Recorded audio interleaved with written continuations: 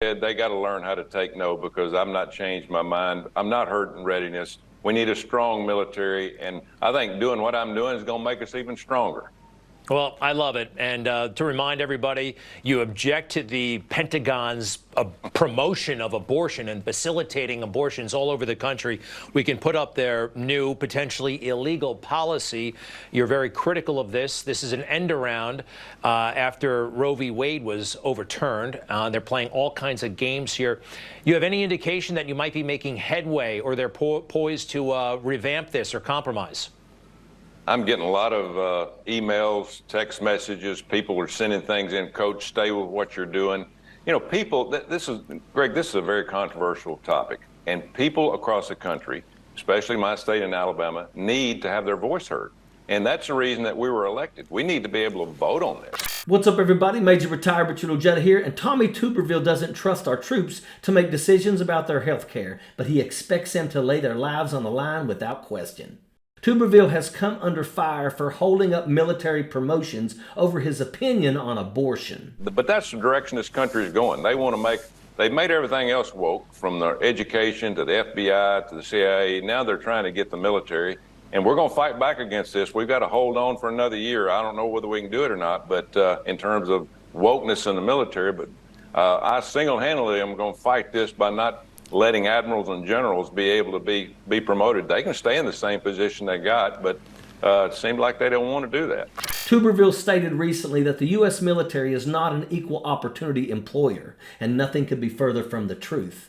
The U.S. military is an equal opportunity employer. It used to be that Republicans put the military on a pedestal. Now they want to throw people's lives into limbo and take their rights away. The holdup started out over a Pentagon policy that reimburses service members for out-of-state travel to access abortions. The GOP has been trying to control a woman's uterus for decades, and far-right activists saw the overturning of Roe v. Wade as a victory for pro-life groups.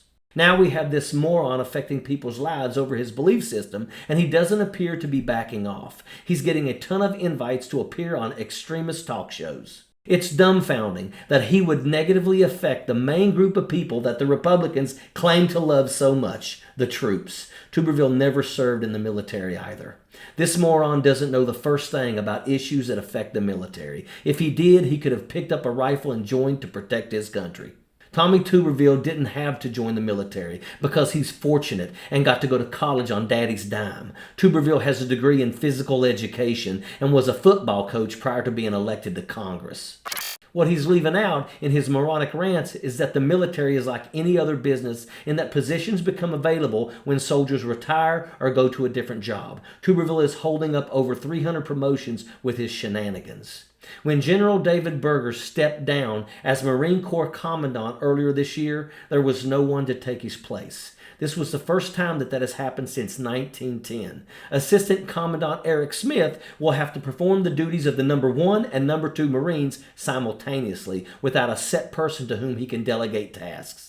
Tuberville has the audacity to claim that woke ideology and abortion is affecting military readiness, but he has no idea what he's talking about. He's not an expert by any means. He's part of a coordinated effort to attack the health care of our nation's troops and cause chaos over partisan politics. Tommy Tuberville is an oxygen thief.